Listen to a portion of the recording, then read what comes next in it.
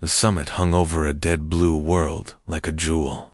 Glass domes shone under a pale sun. Ships from 100 stars floated in silent circles. Inside the largest hall, the Galactic Council sat in carved chairs that had not been moved for generations. Delegates wore bright robes and cold faces.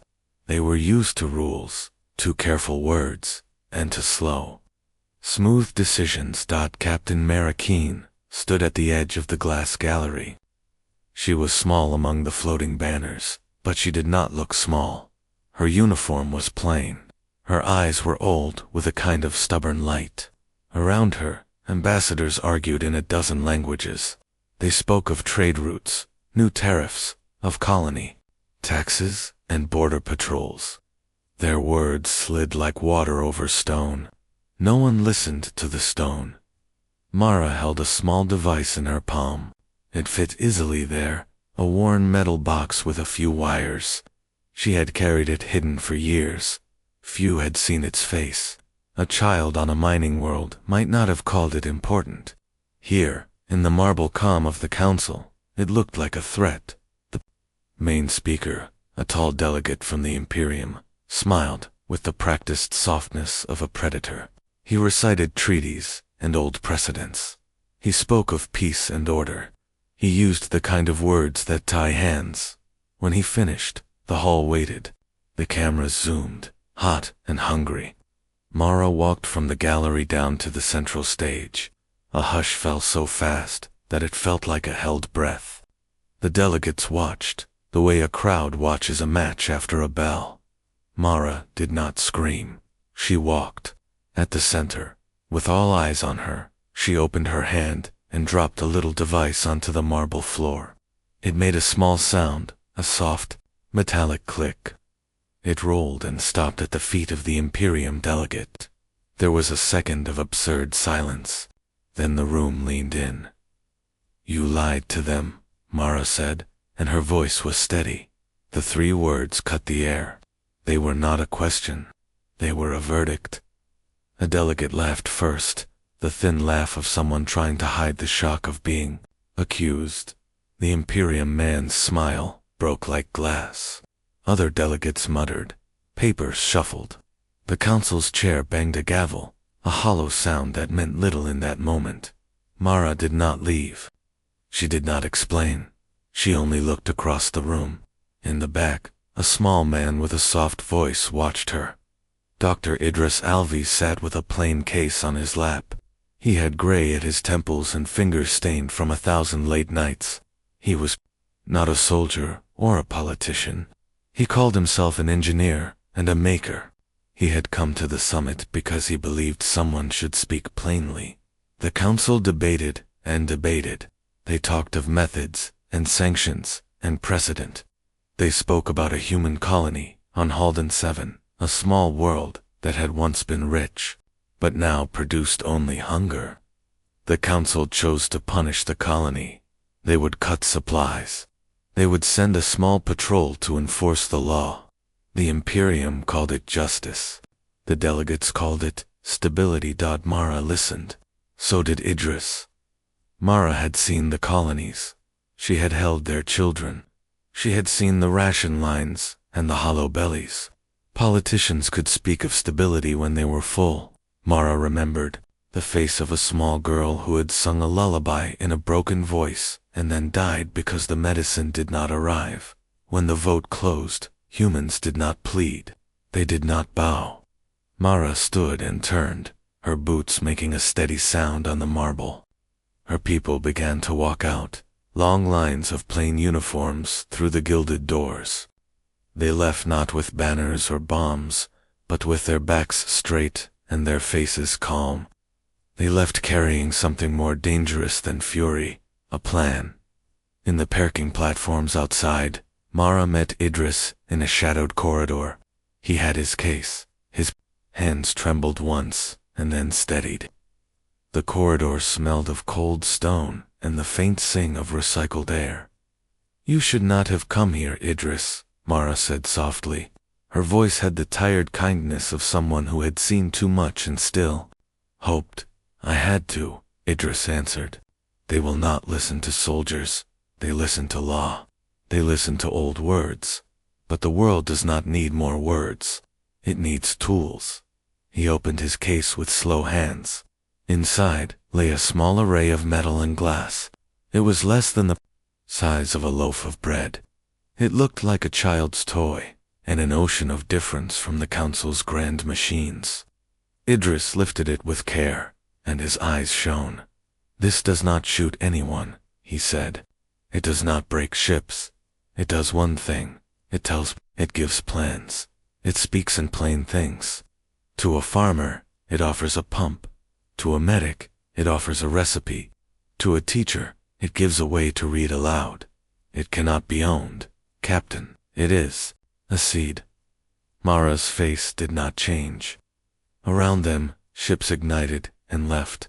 The Galactic Council resumed their talks without the walking humans, but the small white device pulsed in Idris's palm like a calm heartbeat. On the screens inside the council hall, a feed flicked to a distant channel. The camera showed Halden 7, a colony with rusted roofs and children running with empty jars. A woman spoke into a cracked transmitter. Her voice was raw. "They promised us medicine," she said. "They promised food. They promised a patrol to help.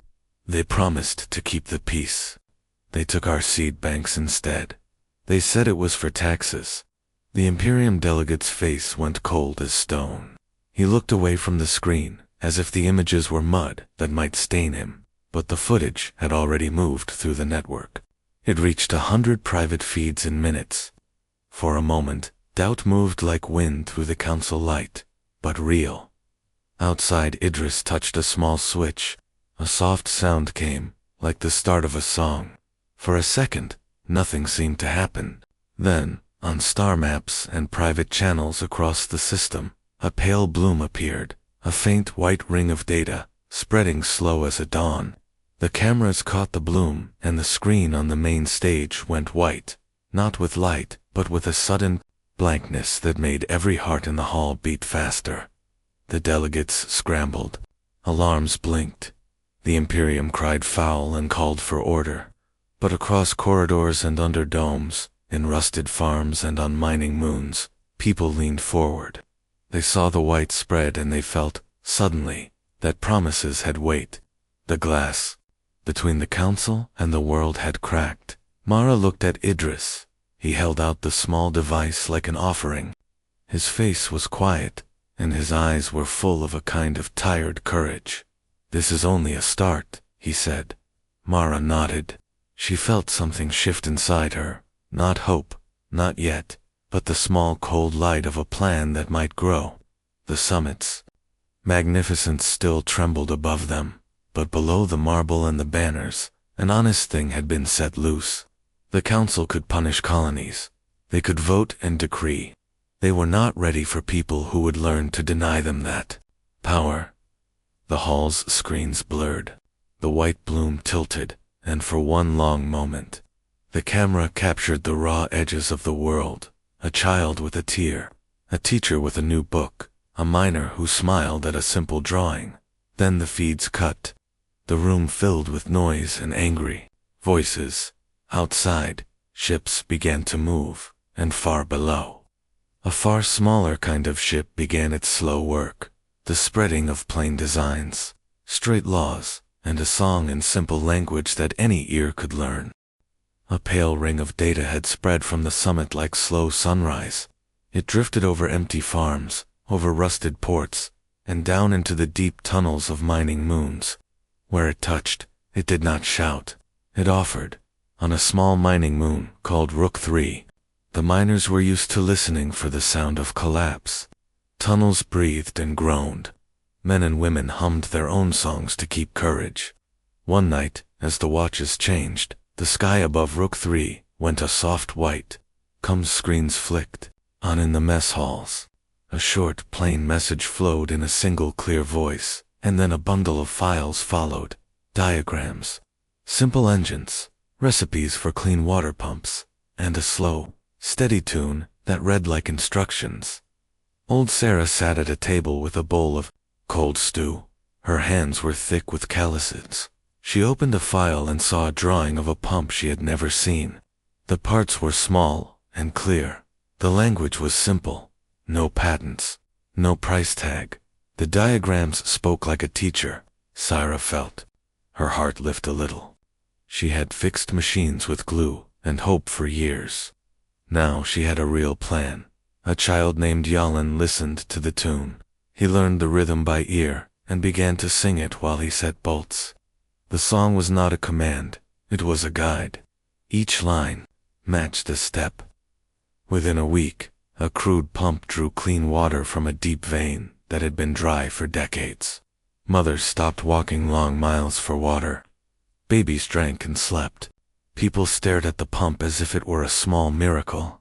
The beacon did more than deliver tools. It delivered rules, not laws from the top, but simple words about how to share, how to fix, and how to teach. It sent a mimetic pattern that helped.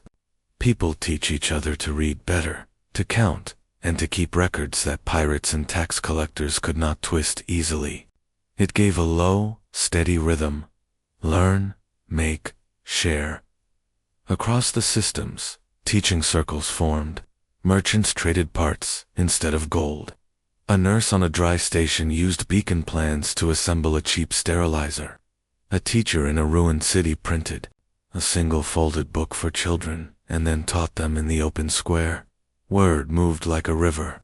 People learned to work together without waiting for permission. In the markets and the docks, small factories sprung up. Old workshops that had once made trinkets started manufacturing harvest drones. The designs were simple and robust. They were made of parts that miners already had. Soon, farms used solar-guided harvesters built from beacon blueprints. Food moved faster. Rations grew smaller and hope larger. The Imperium called the beacon a virus. In the gilded halls of power, diplomats used grave words and war plans. They did not like that their secrets of control could be taught away for free. Their captains wanted to find the source and crush it. They drafted blockades and drafted lists of traitors. But for the colonies, the beacon was a gift. It did not ask for loyalty. It did not demand tribute. It taught a teacher how to read a map. It taught a janitor how to tune an engine so it would not fail. It gave a boy a way to keep a dying plant alive. It made small things strong. Not all responses were easy. In one coastal town, a tax collector arrived in a clean uniform and tried to take parts and goods. People had no trust in uniforms now. They had the beacon. They refused to hand over the harvesters. The collector raised his voice and called them thieves. The town answered with quiet work. They dismantled the harvesters into pieces and loaded them on wagons that rolled out under the night. The collector had orders and a badge. He had no plan for a town that had learned to share and keep secrets in the shadows. Men who made a living on the old ways felt a cold danger. Smugglers and middlemen, who had once taken most of a harvest, found less to steal. Some people joined the beacon. Others traded away everything they had thought secure. A few warned of chaos and begged for the old laws. At the heart of the spread, Idris worked quietly. He did not speak to crowds. He passed on tiny seeds of code and left. He had built the beacon to be like wind and rain, something no one could hold. He wanted no throne. He wanted tools in hands. He wanted people to know that sharing was power. News reached the council in waves now. Footage showed a field of children reading by a solar lamp. Another clip showed an old teacher fixing a water pump with a strip of metal. The images moved through channels that had once been controlled by the Imperium. The council sent messages that the beacon must be stopped. They ordered the destruction of relay stations, the quiet towers that caught the beacon's signal and passed it on. The Imperium dispatched a purge fleet. It was not large by old standards, but it was fast and precise. Its ships cut across lanes, looking for the faint white rings of data, and for the small relay beacons built by people who had only ever meant to learn. Where the fleet moved, fear moved with it. On the outer rim, a small human swarm gathered, nothing like a navy. It was a cluster of freighters, rusted hulls, and patched drones. Miners and teachers had built what they could, a handful of devices, a swarm of tiny drones that could slip under a ship's skin, and a single short, blunt message, ready to send if they had to. When the Purge fleet found a relay near a farming world, the Imperium captain expected silence. He expected obedience. Instead, tiny drones crawled like ants along the hull of his lead ship. They found weak points not in armor, but in software and in the care of 1,000 small things. Circuits failed in strange patterns. Sensors saw illusions. The flagship's crew watched gauges die in odd ways. The human swarm sent one simple message in clear text to the flagship's private channel. "We are not their property," the message said. The captain read the sentence and felt a small, dangerous weight. He had read orders all his life. He had never been called that name by the people his fleet aimed to command. The words did not threaten with fire. They threatened with truth. For the first time in years, he hesitated. On the bridge, men and women looked at him. The ship was designed to obey. The captain had the authority to order the purge. He reached for his comms. He could give the command. He could crush the relay and send a clean, loud message to the council. But the words from the human swarm hung in the air like a simple bell. Outside, the white bloom of the beacon waited. Inside, small hands on distant worlds read and built. The captain's finger trembled above the command. In his chest, something shifted, not yet a revolution, but the first quiet crack in a very old armor. The Purge fleet's engines hummed. The swarm's drones continued their crawl. Across the stars, the beacon kept singing its plain song: learn, make, share. The freighter moved like a ghost between the stars. It rode low, under patrol radars and the bright gaze of a command ship. Inside, the air was warm and the light was thin. A woman named Lena rocked a small child in her arms. Her hands were steady. Her eyes watched the metal belly of the ship as if it could hide truth. Outside, 1,000 tiny machines woke. They were nothing like the grand guns and heavy engines the empires prized. They were small, cheap, makeshift things, scrapped sensors, spare motors, shards of old drones. They crawled along seams and slipped into cooling vents. To look at them was to think of ants. To ignore them would be a mistake. The battleship above them was a monument of authority. It had been built to scare whole systems into obedience. It had armor like a cliff and a command center that never slept. The officers on its bridge felt safe in that sleep. They had not learned to fear the small things. When the machines reached the ship's vital points, they did not explode in a bright, glorious fire.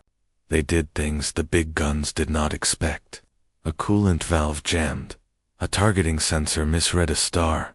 A power relay blinked and refused to reconnect. Systems failed in tiny patient ways until a chain reaction made the whole giant shudder. The battleship did not fall with a roar. It died quietly, like a lamp whose filament gives up after too many years. On the freighter, Lena kept rocking. Around her, passengers watched feeds that showed the bridge of the battleship. Officers cursed, engineers typed and muttered. The freighter shouted one simple line to the ship's channel before slipping away: "We do not belong to you." Across the warfront, the empires sent fleets and old doctrines. They believed armies won by fire and code. They had lists of laws, punishments, and fear. They read their old manuals and trusted them like prayers. Humans fought differently. They had learned to shape small things into big problems.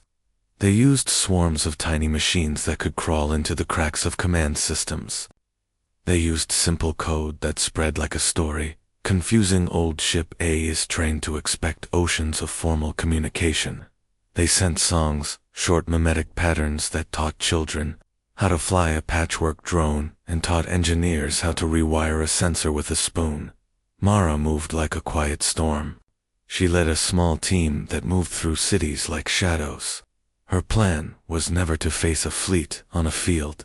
Her plan was to touch the things that made fleets obey.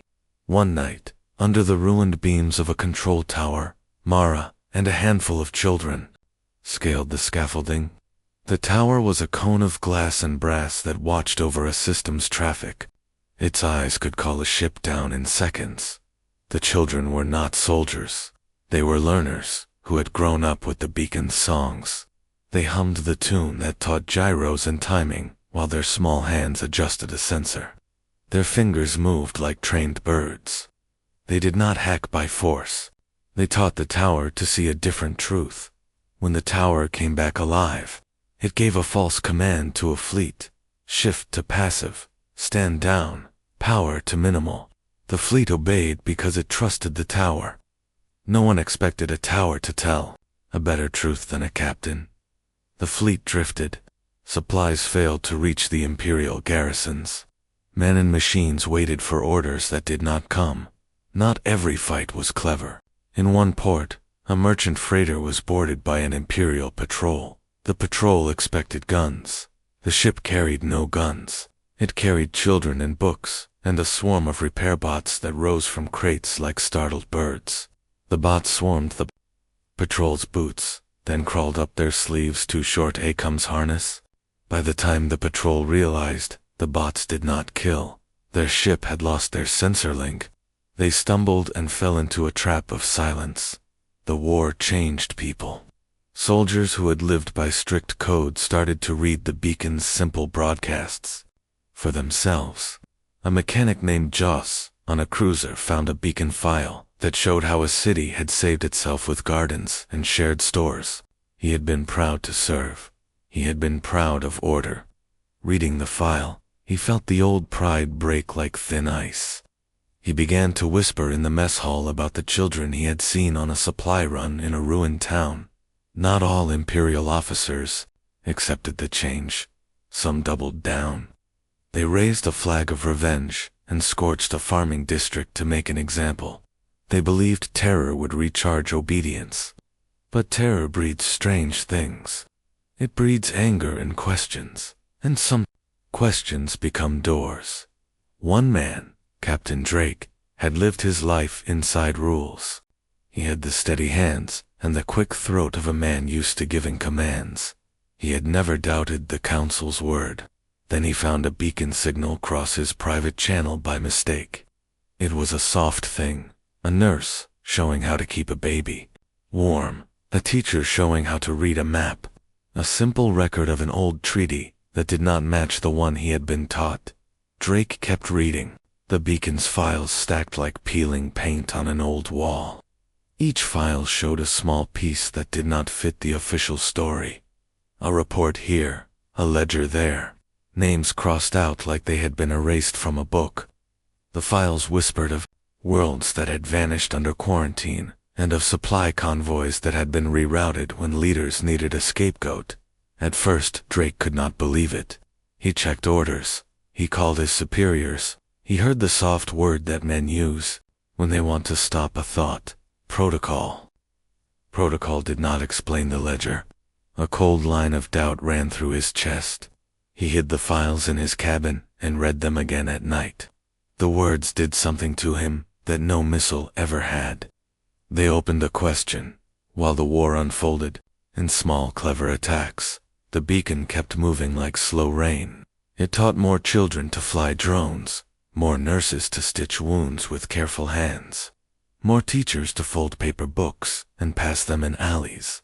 Small things built a different kind of strength: trust stitched across towns, a shared map of safe houses, an open list of simple machines that any hand could fix.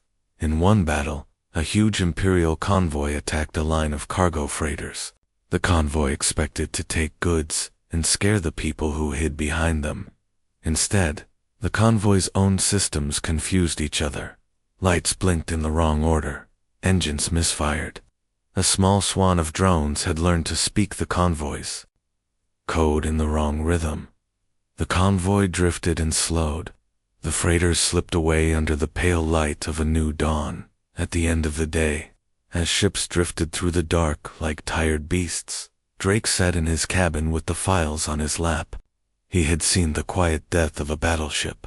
He had seen families hide and build and sing. The ledger in his hands spoke a terrible truth. It spoke of a council that had chosen order over lives. He felt the weight of it like a stone. He did the only thing a man with old honor could do, and still be new. He moved. He uploaded one small file to a private channel he knew his crew trusted. Then he opened the ship's public feed and placed the ledger where anyone could see it. The upload was not a shout. It was a simple map with names and dates. Across the fleet, screens flickered. In mess halls and guard posts, men and women who had followed orders without question paused their tasks and watched the files scroll. The ledger looked like a wound on the Empire's face. It did not prove everything. It did not close the war. But it split the air with a new sound. Doubt. On the freighters and in the towns. People watched the public feed and felt something they had not felt since the beacon first sang. The slow, bright possibility that truth could cut a chain. In command rooms, officers argued and cursed. In the dark corners of 1,000 ships, a quiet question grew loud enough to be dangerous. The war of small things did not end with a single bright victory. It grew as 1,000 small acts pushed at an old structure until the seams showed. The battleship had fallen quietly. Now the Empire's own papers had been set loose like birds. The next move would come from a place that had not wanted to fight, the hearts of those who obeyed. The morning began like any other at the palace. Flags on high poles, trumpets practicing in the courtyard, servants moving with quiet steps. The palace had stood for centuries. It had taught people how to bow and where to look when the throne spoke. Today it looked the same, until it did not. By noon, the flag was gone. Crowds had gathered in the streets without banners or orders. They did not come because someone told them to. They came because the beacon's songs had taught them to meet, to speak plain words, and to choose. Voices rose in a chorus that had nothing to do with the court's old songs. They sang the simple rules the beacon taught: share, fix, speak. Governors watched from high windows and felt a new kind of fear. It was not the fear of guns. It was the thin fear of being useless. In the shipyards, admirals stared at empty docks where crews had walked away. In the money halls, clerks closed ledgers and left their ink to dry. Orders meant less when a whole city could make food and fix water systems without the treasury's stamps. Some rulers tried to hold on by force. They called in guards and fed them commands. The guards had always been paid to obey, but the beacon had cracked something inside many of those soldiers, a memory of home, of children, of pain they had once seen and been told to forget. A captain who had once fired on protesters lowered his head and could not give the order. A governor who had once stood firm took his coat and walked out into the crowd. He did not speak. He sat with people and listened, where people trusted each other and the beacon's small rules. Assemblies formed fast. A trade guild on a floating market rewrote how taxes worked. A worker council on a factory took over the machines and agreed to share the output by need. Old power found new shapes. Some rulers gave up the throne and handed keys to chosen citizens, choosing to walk away rather than become the enemy. But not everyone wanted to change. In a forgotten vault under a mountain, a group that called itself the Old Bind found what the empires had hidden for ages. The vault smelled of oil and old metal. Its doors were carved with laws no one read anymore. Inside sat a machine so ancient that even the most learned scholars had thought it a myth. It had gears larger than houses and a framework of black alloy. It was not a weapon in the way people saw weapons. It was a system of control so broad that it could reshape weather, shift tides, and silence whole orbit lanes. It had been built in a time when empires wanted to be gods. Old Bind wanted the old order back. They were not foolish. They knew force alone would not bind a galaxy that was learning to share. They thought terror would. They thought a single demonstration, of power would remind everyone who held the rope. They took the machine apart, read its ancient codes, and found a terrible truth. The system needed a key and a code. With the code, they could make any world still listen. They could make governors obedient by fear again. They set a countdown. Meanwhile, in the capitals that had chosen change, scenes of quiet revolution played out. Mara walked through a city that had once been a governor's pleasure ground and now smelled like bread. She watched as women and men built a beacon-run hospital from metal sheets and salvaged solar panels. Children who had never seen books learned to fold paper pages into stories. Idris stood in a line, handing a simple water pump to an old teacher, who refused to take credit, but took the pump anyway, because a child needed it. Captain Drake moved like a man with 2 houses in his chest. He had broken one kind of loyalty, but another remained, to the lives caught in the middle. He rode with a small crew that paused to help a broken caravan. He had read the leaked ledgers, and had no patience for Empire lies now. Yet he felt a cold pull when he heard of the old bind. The idea of a machine that could end freedom with a single order made him think of the men and women he had once led across the fractured empire. Not all power chose to reform. Some commanders gathered. They took the idea of the machine and saw it as a chance. If they used it once, they could frighten everyone. Then they could promise safety in exchange for obedience. They called their group many names in whispers and built secret ships and secret funds. Their maps crossed with old bind. They reached into the vault and offered to guide the code as the countdown began. The sky over a major trading city warmed. The first sign was small. The air tasted metallic. Birds flew quiet. Street lamps flickered as power grids adjusted to a slow, invisible stress. People looked up and saw a heat haze shiver above the horizon. They shouted and ran, but not all ran in panic. Some stopped and formed rings, passing water and first aid kits. The beacon taught them how to keep calm and move people safely. It taught them how to sing a pattern that slowed heartbeats and made thinking clearer.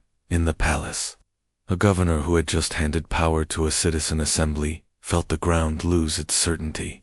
He ran to a window and saw the heat over the city.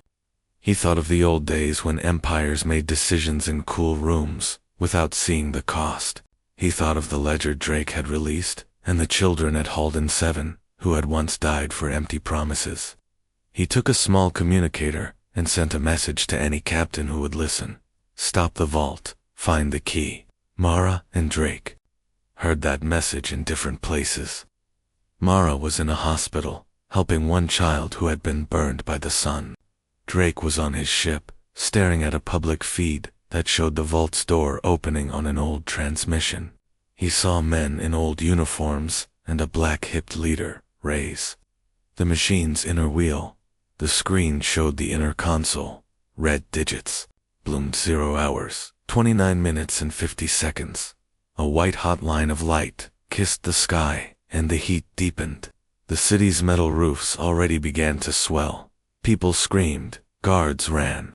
Some fired into the air, which only made panic worse. On a rooftop, Idris looked at the small seed device he still carried. He had not built it to stop such a thing. He had built it to teach. But it hummed now in his palm, as if knowing what it must try. Mara felt something cold and very sharp inside her chest. She could see the machine in her mind, the vault, the wheel, the red numbers like a knife. She thought of every small person who had learned to share and every one who had not. She thought of children running under heat. She ran toward the signal. Drake cut his engines and turned his ship toward the vault. He felt the weight of the ledger and of old honor, and he sent a message into the void, a single blunt line for anyone brave enough to hear. We stop it, he said. The countdown kept going down, 0 hours, 29 minutes and 10 seconds. The final run began like a held breath. The red numbers burned on every screen. 0 hours, 29 minutes and 10 seconds. The vault's great wheel turned slow and patient. Outside, the city bent under the heat. People moved in tight lines, passing water, carrying children. The whole galaxy felt the countdown like a drum in the chest. Mara climbed into a battered shuttle with Idris at her side. Her hands were steady, but her face was hard with fear that had teeth. Idris carried the little device he had made. He wrapped its wires with careful hands and kept it close to his chest. He had not wanted a war. He only wanted tools. Now, his tools would try to stop a machine meant to own everything. Drake flew at the head of a small fleet. He had changed the orders on his flagship and opened the Empire's private feeds for anyone to see. The leaked ledgers and the truth about the Council streamed across channels. Men and women in uniform paused in their mess halls and watched. Some turned off their comms. Some threw down their guns. A few set new courses for the vault. Old Bind's men moved like a shadow. They had the old codes and the old hunger. They wanted to pull the world back under one hand. Their leaders stood over the vault console and fed the wheel a string of commands in a voice that sounded like a judge. Idris did not try to force the wheel to stop. He could not destroy such a machine. Its armor and code were older than many stars. Instead, he had made a thing designed to teach many minds, to hold many keys. He had built a way for small hands to share control. He now used it as a lockpick that worked by giving the vault a different option, not a single master, but a living, breathing crowd. Mara and Idris ran through the vault's echoing halls. The air tasted of oil and old cold. The wheels countdown hummed below them. Guards rushed at them in a panic. Children on the streets sounded a beacon song through a handheld transmitter, a simple rhythm that told how to tie knots and how to hold a line. The song reached the vault like a small prayer. At the console, Idris set his device on the ancient metal. Sparks licked the panel. He pressed a sequence, and the beacon's open code reached into the vault like a slow tide. The machine expected one key. It received hundreds, then thousands of small keys. Relay stations across the systems had listened to the beacon all this time. Idris called them now. He asked them to send tiny parts of the code he carried. He did not hide a secret. He shared it. The vault's logic tried to pick a single hand to hold the code. It looked for a master. Instead, it found a million small hands. The machine's choice loop, built for obedience, could not resolve the new pattern. It tried to lock one voice, then another, then split the decision and find the oldest law. Each time, a new beacon node offered a different human voice, a teacher, a farmer, a nurse, a child singing. The wheel hesitated. On the flagship, Drake had opened every channel he could reach. He read the ledger aloud. He names, dates, the broken promises. He told the truth, in a voice that did not shout, but that could not be ignored. The truth moved through ships like light. Men and women who had been taught to obey found themselves holding names of people they had fed, of children they had tended. The ledger made the abstract real. Back at the vault, Old Bind tried to force the machine. He threw his weight into the console. He fed in a code meant to lock the world. The machine, confused by the flood of keys, reacted with a primitive answer. It scalded part of its own systems to isolate a supposed owner. For a moment, heat flared like anger. The countdown sped and then stalled. The red numbers, HICCUPED.IDRIS, felt the machine's retaliation in his bones. The panel burned his fingers. He did not pull away. He kept the beacon's signal strong. He changed the call pattern from a single song to a chorus. He asked the nodes to stop asking permission and to start answering with trust. The beacon taught the machine to listen to a different law, consensus, not command. People everywhere did the same. Farmers cut power for old command centers. Dock workers refused to launch punitive convoys. Children imitated the beacon songs until the rhythms filled the sky.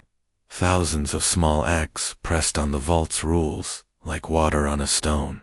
Inside the vault, a final protocol tried to assert itself, the doomsday sequence.